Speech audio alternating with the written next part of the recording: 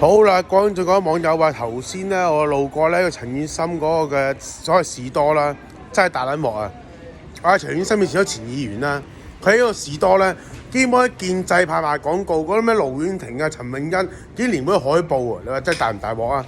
咁anyway啦，我頭先咧我路過一個咧攤檔啦，就話有啲甜品嘅唔知嘢飲定甜品啦。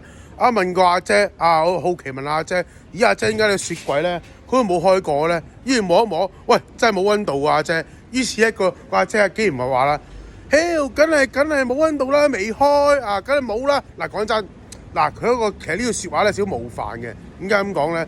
因為阿姐咧係一個好串嘅語氣，冇開咪冇溫度咯。仲問真係類似咁嘅語氣嘅，咁即係咁講啦。今次我可以同大家解釋下咩有智慧嘅説話。或者有智慧言行啊！首先，第一言行有智慧言行咧，唔需要多嘅。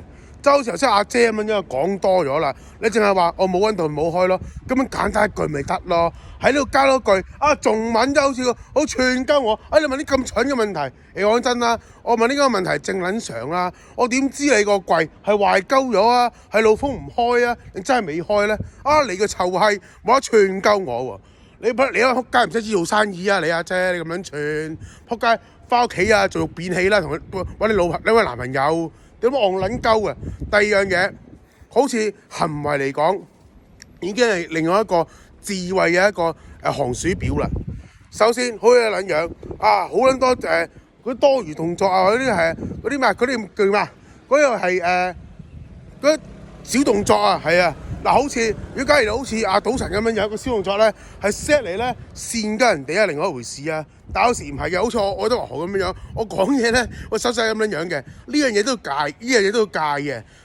如果你正常講嘢冇問題啊，但係如果你係好似同人玩撲克或者係 show hand 咁樣嘅話咧，呢啲小動作咧，可能會隨時令到人哋咧係猜度到你心意，繼而咧就可以戰勝到你嘅。呢啲真係要戒下嘅。當然啦，我去德華學肥榮，咁我間唔中加下，我做啲動作咧冇乜所謂啊。第三樣嘢就係從你形象嚟講咧，應該知道你係人咧係蠢啦，定真係聰明啦。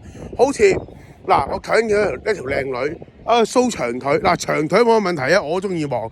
但係見到條女個長腿咧，個仆街個腳踭位咧受一個鬼仔 BB 喎，我心諗做乜撚嘢咧？